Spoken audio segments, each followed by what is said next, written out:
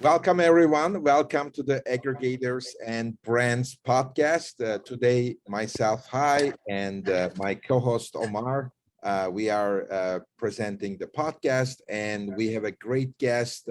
We are very excited to have Ritu Java from PPC Ninja. And welcome, Ritu. Thank you for joining to our podcast. Hi, Ritu. That's great that you could make Hi. it today. Thank you so much, guys. I'm so excited to be here. I know Hi from several conferences, like have met you many times, and I think met Omar like once on a Zoom maybe, but really excited to be chatting with both of you today. Absolutely. By the way, I think we missed each other in Miami. We had a booth, but I was not able to leave the booth for some reason. And I guess you had a presentation, and maybe you guys you just left after it, or maybe not. I came looking for you. I saw you on stage, you were presenting. I said, okay, I'll wait till he finishes. And then I got pulled into some other conversations. Anyway, I missed you, but I'm glad we have more opportunities to run into each other. Right, absolutely. So, it looks like the events are becoming more and more important to meet with the customers as well. One more time after COVID. And again, thank you for joining the show. We want to talk more about aggregators and brands and your views, your perspectives, but also like everybody knows you as the PPC master, or basically the PPC ninja.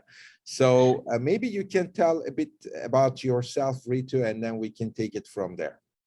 Absolutely. Yeah. So, my background is definitely, it goes back to my engineering, degree back in India many, many years ago. But more recently, I've kind of been into the, e-commerce space as an Etsy seller. Like I started my own kind of jewelry business on Etsy about 10 years ago. And that's when I kind of got into the e-commerce world. But since then, I've kind of honed in on advertising because I realized that's my passion. And I kind of got a degree in data science. And then I was, just lucky to get, an opportunity to work for a very large Amazon brand. And that's how I kind of got started with advertising in the Amazon space. And then fast forward to today, I'm now the CEO of PPC Ninja, and we are a software and service provider in the Amazon advertising space. And basically, we help brands, 6, 7, and 8-figure brands with their sponsored advertising as well as DSP. And we've also recently started offering Google and Walmart as well. So that's kind of my background and a little bit of background about PPC Ninja. Absolutely. Wow, that's already perfect. That's already perfect. Hi.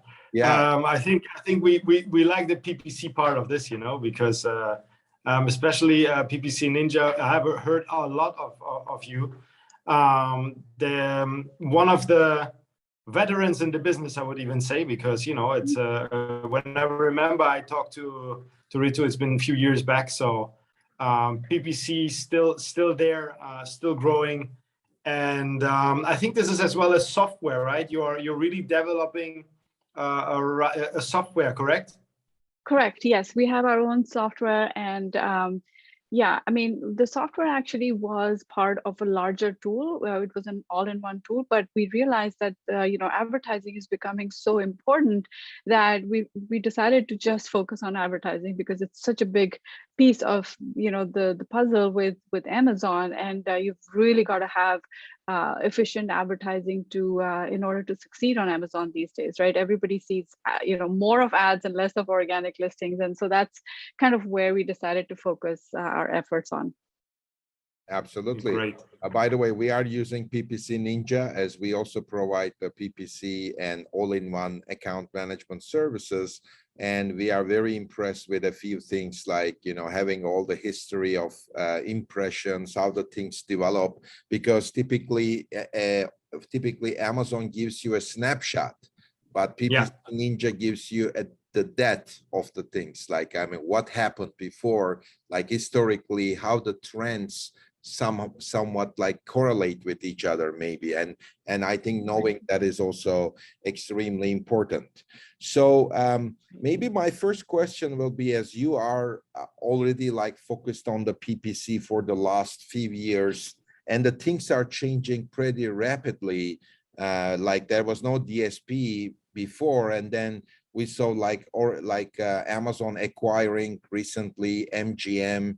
Before that it was Twitch, before that it was, and also now even the Thursday football. I mean, there's like so many different things going on with Amazon. So how do you see that evolution, like compared to like 3 years ago, 2 years ago, a year back, right now after the COVID? Like, if you can kind of give us some insights about how you see the evolution in the last 5 years, that would be great. Yeah, absolutely. Yeah, actually, when we started advertising on Amazon, several years ago, it used to be so simple. There was just one auto campaign and a few manual campaigns coming up. And then, it just evolved from there to become this complex, interaction between all different ad types and, impressions flowing from, one page to another. And Amazon has been giving us a lot of tools. And I think it's a win-win, because not only is that beneficial to advertisers, because we get to show our ads on different placements, and continue to drive consideration, no matter where people are in their journey. It's also a big win for Amazon to release all these different new tools for us. And because they're making a lot of money out of ads, right? Their own kind of retail business may not be making as much as the advertising and the AWS side of things is making. So I think Amazon is committed to advertising, and we can see that in the way they have integrated all the data that's coming from their acquisitions with DSP. So with DSP, you can actually now kind of dip into shopper behavior that's coming from IMDb or Twitch or Prime viewership, etc. They have access to all the first party data, of course, of like shopper behavior on Amazon, right? So all of that is like rich source of data. So I'm just thinking that, one of the main kind of drivers of all these acquisitions that Amazon has made is for the data, for buying clients, and for being able to expand, the whole kind of ecosystem that they're living on. And it helps everybody, right? It's helping us, it's helping them. Now, I know that our sponsored ads are everywhere. Like on page one, we see mostly ads now. So for the consumer, I'm not sure if that's a good thing or not, because they're being kind of influenced by whatever shows up at the top of the page. And that's where it becomes important for your PPC strategy to be very honed in on what the shopper actually wants, rather than just attracting their attention or distracting them from what they're actually looking for. And that's where PPC and PPC tools come in, and PPC strategies come in. So yeah, I think all of this is kind of tied together. And things are just going to get more and more complex from here on. It's going to get more and more competitive from here on. Yeah, I can keep talking about the landscape, but this is kind of my top level thoughts on how things have evolved over the past couple of years. I mean, it's exactly true what you're saying, because I'm buying on Amazon quite a lot, and every time when I search something, I look at the ads, I'm like, oh yeah, I found it. I'm like, no, it's not good. This is not true. How can that be? There's the wrong keywords, or but the product looks good. Let's click on it. And I'm just on it. And when it's a client, obviously my brain says already, okay, I should not click on it, because then but my buying brain is definitely not scrolling down anymore. It's just going. Obviously when there is wrong ads, then I'm saying like, oh, again, they get on my nerves. They didn't study the cultural differences. But when it's good, my brain don't think. You just say the click, and then I go, oh, goodbye, and then it's really amazing. It's a very funny point that you mentioned, because it doesn't just go on like the bias brain that we know. It's even ourselves. So we are actually the rabbits ourselves when we can catch ourselves in these moments. most of the time we're conscious, but sometimes I catch myself unconscious. I'm like, oh, they got you, you know, they're good. Exactly. So that's Yeah. the real good thing. So what do you think, like in Amazon, in PPC, in 2022, what you think are the changes? I mean, obviously the budget is higher within the US, and in the EU it's smaller. But I mean, in general, what has been the main things that has been changed in 2022, and what do you think where we will go in 2023? Yeah, great question. Yeah, so I think the biggest change I'm seeing on the advertising side of things is that, you know, definitely CPCs are rising. So cost per click is just going up. And the other kind of main thing that I've noticed is that there's a shift in, you know, the amount of sales that are coming from advertising compared to organic sales, right? So the ratios used to look mostly like 40-60, so 40% of your sales coming from PPC, 60% of your sales coming from organic. And now in 2022, I think those two numbers have just reversed. Switched. Wow. Yeah, absolutely. Like we're seeing more and more brands that are kind of struggling to grow their organic, and their PPC component has really gone up to more, you know, more than half, so closer to 60%.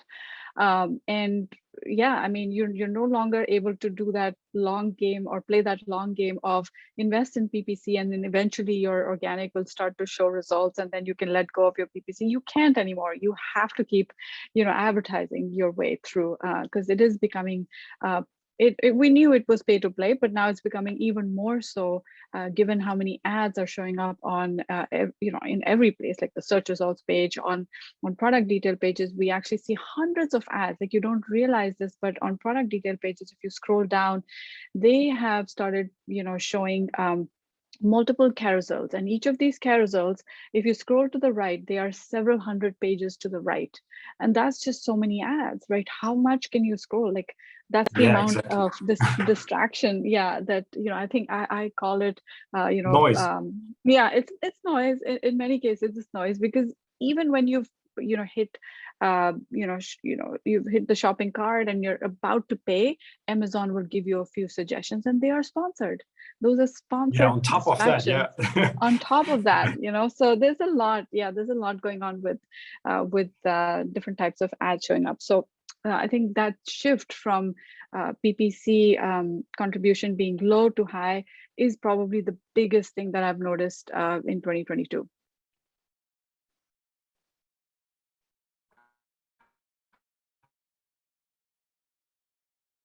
I think we lost you, Hai, where your audio is off. Oops, Can yeah, see you, but can't hear. sorry for that. It was my fault. Yeah, I was just asking. So Yeah. that's what I also see in 22, and more Amazon is becoming a pay, like play per pay platform. So the more you pay, the more you can play. But do you think this will continue in 23 or in a different way? Yeah, I think so. I think it'll continue. I think this trend is not going to slow down. There's going to be more ads. There's going to be more placements.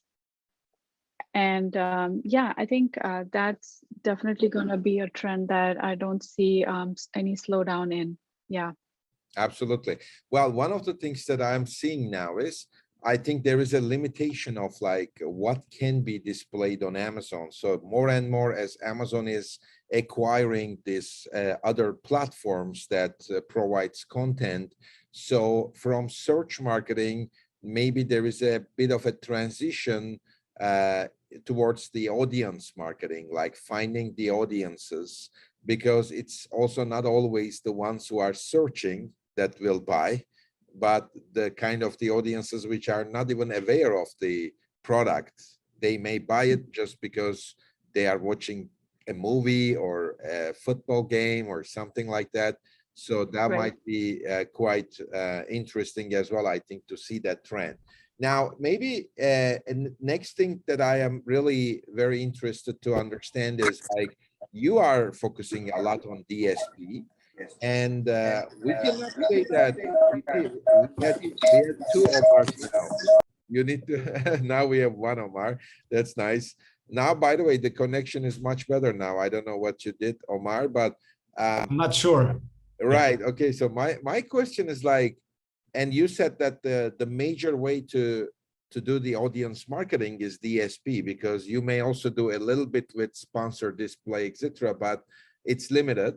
So, but at the same time, there is like a, I mean, there is an entry point to DSP. So maybe you can elaborate a bit on that, because a lot of customers ask us like, maybe like they spent $1,000 on advertising and in total like $15,000 revenue.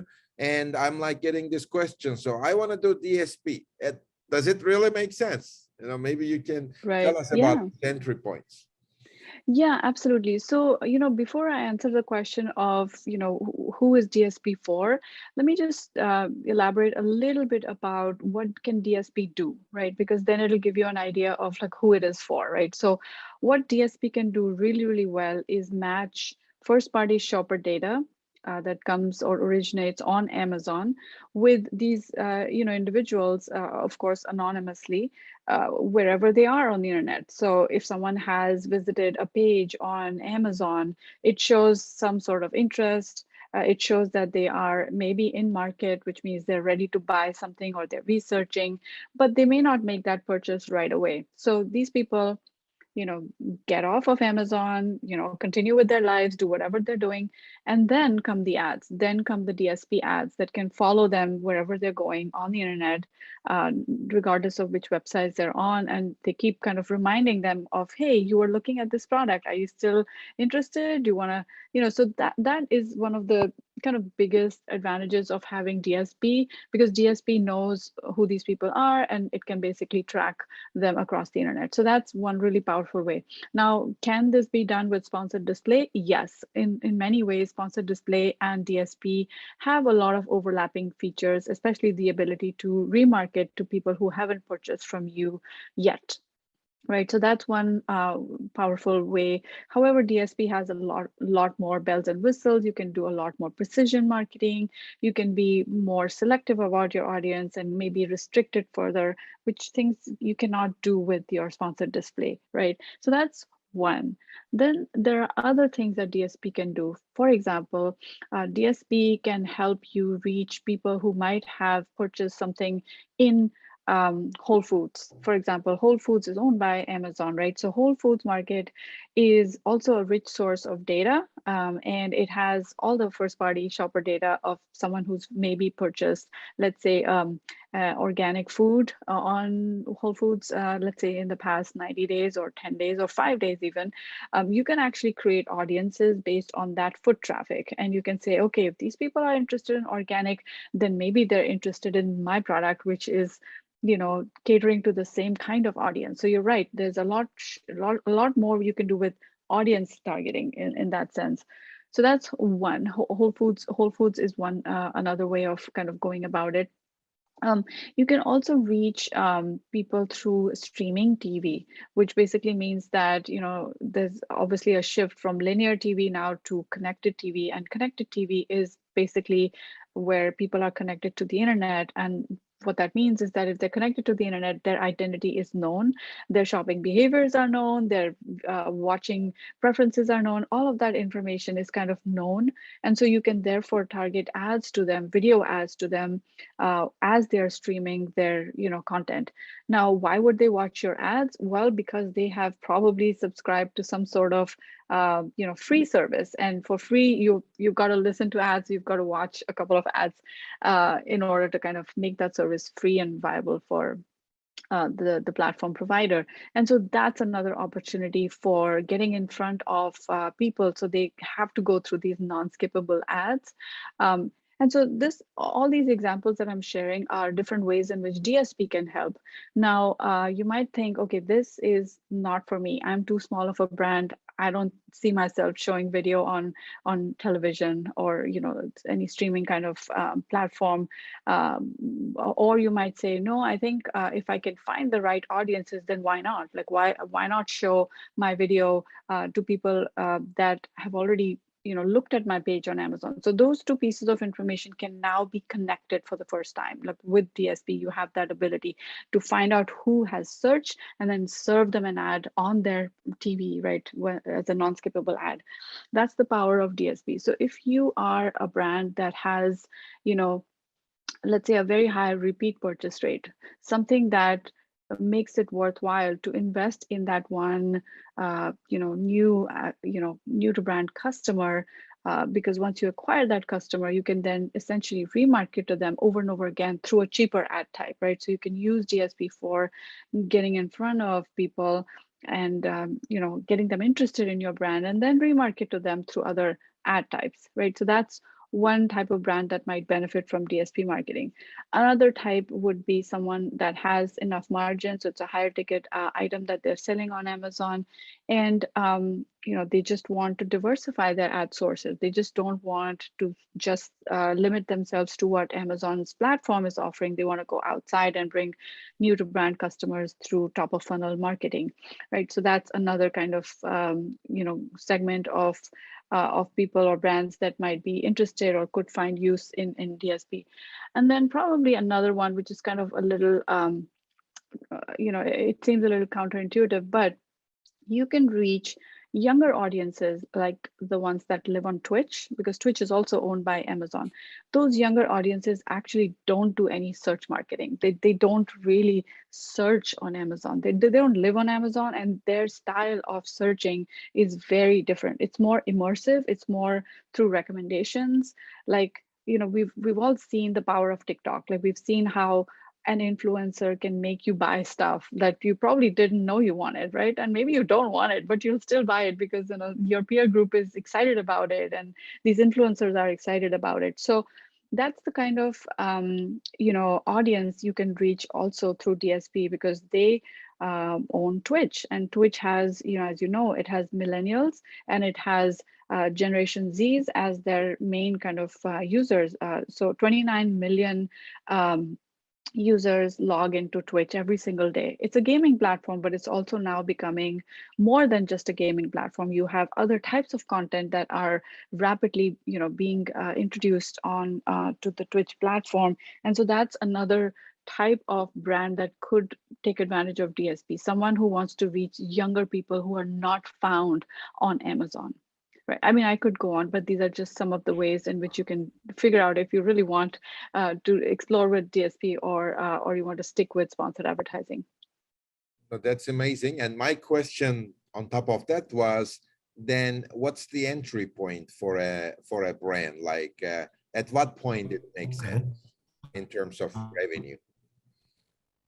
Yeah. So I would say, definitely, look at what Amazon is requiring out of brands. Amazon says you need to spend 35,000 if you go with Amazon's managed services, 35,000 over 2 months. In order to see, any kind of results with DSP. So even if we take that as a ballpark and say, okay, if you can spend, you have discretionary, marketing spend for at least 15K a month, then DSP makes sense. But with agencies like ours, you can also start much lower than that. You don't have to spend 15,000. But what we've seen is that because Amazon charges a hefty fee to use this platform, at least 10% of the ad spend actually goes to Amazon just for using that data, right? Another couple of percentage, I don't know, 3 to 5% might go into the service provider that uses that platform. So 15% of your ad spend actually just goes away to paying things off, like all these people off. So in order to see any kind of good results, you'll have to run quite a few ads before you can start honing in on the audiences that are actually working for you, before you can start seeing any kind of results. Like, I mean, you need to spend first before you can find which audience is working for you. So I would say a minimum of 10K would make sense. Like, if you're willing to spend $10,000 on upper funnel advertising or DSP advertising, then DSP should be one that you should consider. If not, you can easily start looking at sponsored display more closely, because now we have a lot more controls there that can help you achieve at least some of the take advantage of some of the features that DSP offers. Okay. With the DSP, I personally like DSP a lot, and I think like in the next few years, I don't know. When we talk about DSP, I look at PPC and like, okay, use bit useless now, because now DSP, if you have it, you can even like in Facebook, you can target people down. You really put them into the funnel. And We are losing you a bit. Comes your customer. You don't have to. I mean, obviously, okay. Am I back? Kind of, not really the best. Okay. Yeah. Okay. Maybe. Listen, I take off the camera. Should be better now. Yeah. Right. Absolutely. Now we. Okay. I begin again. Okay. I don't know where did I stop with my my question. Yeah, but we heard you, so you can continue. It's just like. Okay. Don't worry. Okay. Anyway, the DSP side for me, it's something super advanced. And now my question is, do you think that PPC in a few months or maybe a few years will still be there? Because it looks like DSP is taking over. And when I look at Facebook, they manage it pretty well. I mean, now Facebook is old. Something else will come or is already coming. There's Instagram, all that stuff, but you can really segment down your customer base. Okay, you need to spend a bit of money, but at the end of the day, this is a super powerful tool. And I'm looking at PPC and the whole setup of PPC, and really I'm like, okay, now DSP is there. Why not everybody is using it already? Yeah, I think so. There's some basic differences between DSP and sponsored advertising, and those are going to remain the same because I think Amazon wants to be able to target all types of sellers and all types of advertisers, right? So one of the things with DSP is that it is CPM based, which means you get charged per impression, whereas most of the sponsored advertising is CPC based. So you only get charged when someone clicks on your ad, right? Now, for most people, CPM based advertising is quite out of reach because you really don't have search intent. You don't have buying intent there. It's just interruption, right? You're showing an ad when someone is not looking to buy something, whereas search marketing is more bottom of funnel, and it can do well with CPC based pricing, which is why Amazon will, I don't think they will ever get rid of CPC based sponsored advertising the way it is currently running. So to answer your question, I think both will coexist. DSP in fact will maybe be a great driver of traffic to Amazon, but then if there's any searches that originate on Amazon, there's got to be ads on the Amazon platform to catch those. So one is more for search-based advertising, and one is more for audience-based targeting and intent-based targeting. Thank you. Great reply. And for you, Hai, do you see it the same? I mean, like when you search or anything, what goes through your head when you see the first page, for example, because they know what we want, it's like I'm targeting with DSP all day long, I think. Right. No, that makes sense. I think there is like two different things here. Like sometimes you want to buy something and you go and search. Now, the problem is when you search, if you see so many ads coming, like if you remember 10 years ago, it was all about the people who searched this also bought this, yeah, exactly, etc. Now it's like ads, so you kind of, I think it will in the long term change the trust element between Amazon and the consumers. But as of today, the consumers still trust Amazon that they are getting the best price at the best quality and the best price combination. There is a trust, but the more the platform ads proliferate, that trust may diminish, and some other platforms can benefit from that. But so that's one type of people who are looking for buying something. And then there is another type of people, they don't look for something, but they buy because they are a part of an audience, and somehow the ad is relevant to them, which is like sounds more healthy to me, but you cannot ignore the search marketing as well. I have a question here.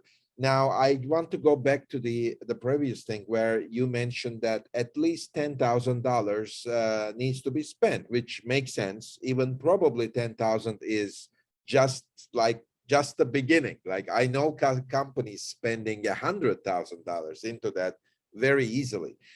The question is, and you also said that first you spend and then you will get some results, which means like your audience will build up, etc. Now, the question is like, how are you going to measure the success? Because the success of advertising is all about ACOS or ROAS, but then there is the brand awareness that most of the customers, they ignore. Like, I mean, they don't care. They just still look into that ACOS. Now, if it is DSP, it's not even based on the clicks, but based on the number of impressions. But then what's the success criteria here? How should I assume that I should continue to spend $10,000 as a Amazon seller? What I'm gonna get out of it, and then what will be the success criteria here? Right. Yeah. Yeah. I think so. There's a few different concepts here that we can, take advantage of. One is that with DSP, there's most certainly going to be an increase in traffic on Amazon because you're sending traffic from outside to Amazon, right? So with that traffic, you can actually look at your business reports. I would look at that. I mean, that's what we do as well, to see if there's any overall brand lift. Like, is there any improvement since you started using DSP? Was there any improvement in, let's say, your conversion rate or your, just the number of conversions that are happening through Amazon? So I would look at that correlation and try to see if there's any improvement there. The second thing is that, obviously it's so hard to kind of tie together what's happened on DSP and what's happening through sponsored advertising. So much so that Amazon has actually now provided us with a new tool. Yes, there's another tool available in the market. It's the Amazon Marketing Cloud. I don't know if you guys have heard about it, but this is the way that you can actually consolidate data that's coming from DSP and sponsored, and you can basically use that data to kind of arrive at a better understanding of how DSP is assisting your sales or not, right? So there's this concept of assisted sales where maybe people saw your ad more than once before they actually decided to purchase, right? So there is some value in showing your ads frequently in order for that conversion to actually take place. There are also tools out there that can tell you the relationship between frequency and purchase, right? How many times do you need to show an ad before it can actually result in a conversion?